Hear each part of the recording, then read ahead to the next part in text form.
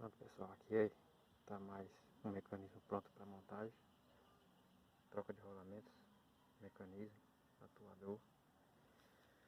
Agora é só colocar o atuador aqui no lugar.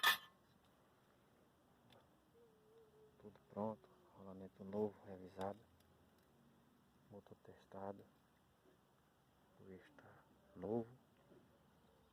Agora é só colocar o retentor, o atuador e montar no lugar.